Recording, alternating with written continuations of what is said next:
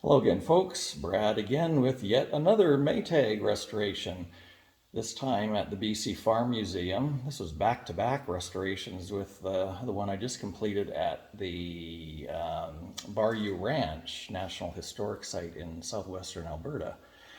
And then I came home and immediately got into another restoration of the same model, Model 30, and this one is from September 1936. Here I am in the shop of the museum, and after, let's see, today's day 6, and about 30 hours, I would say, of restoration, because this one's just a mechanical restoration rather than a total cosmetic restoration like the one I've done previously for this same museum. So it'll be nice to have the contrast of sort of before and after, what they look like when they come in and what they can look like after major restoration. So this is probably half the time of a typical full restoration.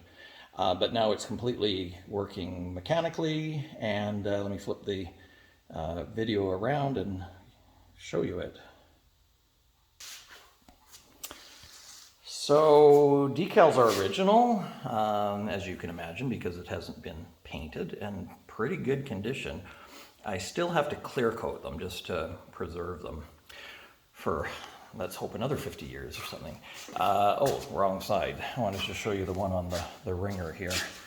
So the side one on the wringer housing is in excellent condition. Red is typically the first color to fade, as some of you are probably aware, but look at this, the red is even in good shape.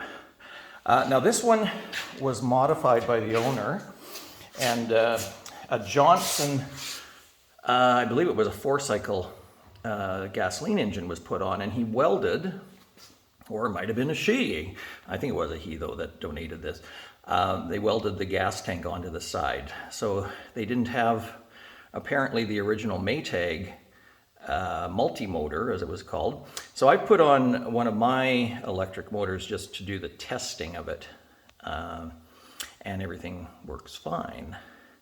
I still have to put on the belt guard. As you can see, there's the pulley with the belt.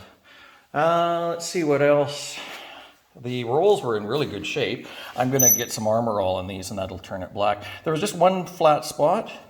It was a minor flat spot from where it had sort of melted against the bottom roll, which is pretty common when they were left with the tension on, which was a no-no, but that happened a lot of times.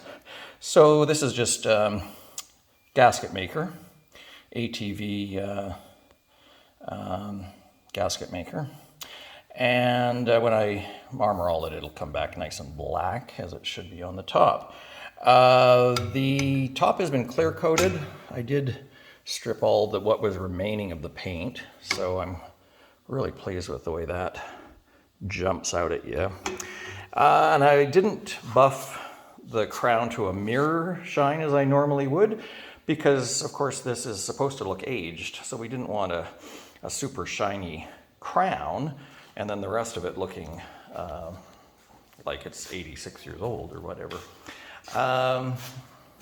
It is missing the index plate cover, as you can see, so I'm going to source one of those, hopefully.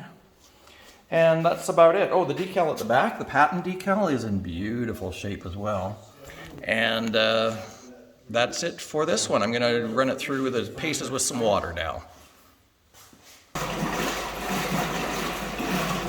All right, we're back, folks, doing the water test.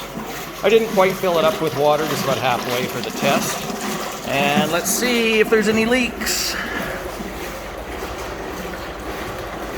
None. We're shipshape.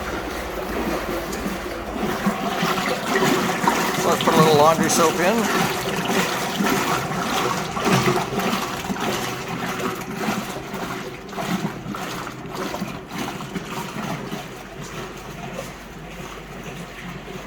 $1936 and working like new. I'll try the wringer.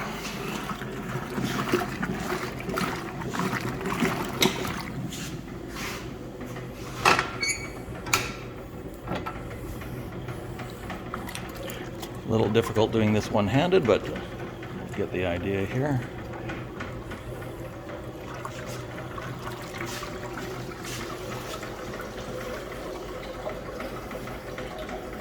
Ready for the line. Hey, that's for sure. And thanks again for watching.